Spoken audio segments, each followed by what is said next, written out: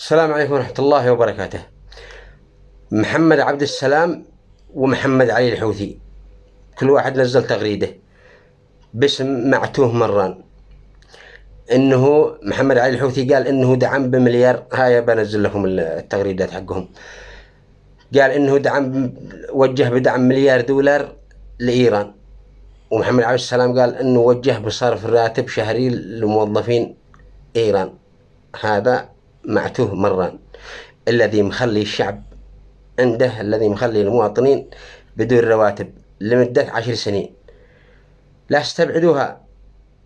الواحد يقول لا من الله ولا ما بش معه ولا، لا استبعدوها. معه فلوس والله انه جهده يصرف الرواتب الذي عنده، الموظفين الذي تحت سيطرته شهريا. بس لو ما بالله نضرب مفارقة، بس المفارقة لو نضرب مفارقة البترول يعني لو كان يشتري البترول، لو كانوا يوردوه له من هنا، هم دي يطلعوه له من مارب ب3,500 من حق هنا، 3,500 من حق هنا يساوي 1,500 من حق هناك، وذا يبيعها ب10. يعني في الدبة 8,000 ريال في الدبة البترول، في الدبة الواحدة مع مكسب 8,000 ريال. هذه بس لو جينا من البترول أو جينا من الغاز ذي تطلع لها ب1,000 ريال، وذا يبيعها ب6,000 مع 5,000 في الدبة، ذي تحسب مليارات. هذا من دون أن داري إن ميناء الحديدة الذي تحت سيطرة الحوثي ذي يدخل مثل ما كانت الدولة في عهد علي عبد الله صالح، يوم كان ماسكها علي عبد الله صالح وكانت أمن وأمان والأمور طيبة. الميناء عند عبد الملك الحوثي ذي يدخل ساعة أيامة الدولة في عهد علي عبد الله صالح 1.5 ساعة النفط والضرائب والجمارك والمنافذ والمواني ذي كانت في عهد علي عبد الله صالح كلها شغالة.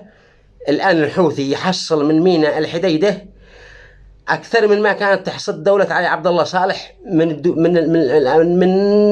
كل المنافذ.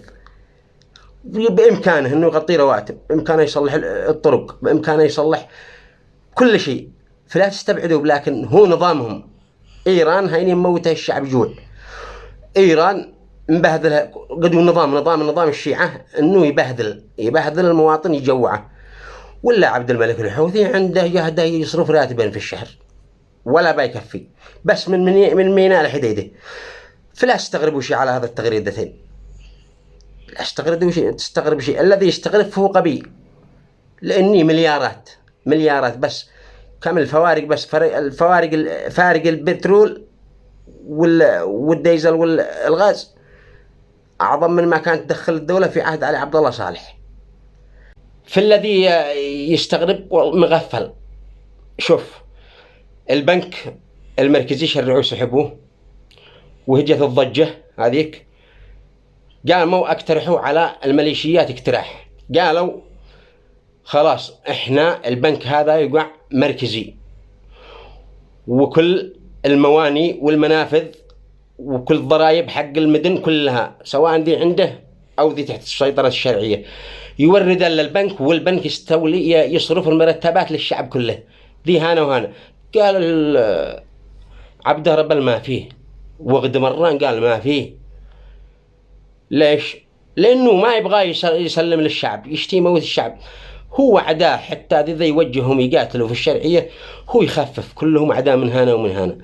فهذا الفئامة لها لا الشدة والتكاتف.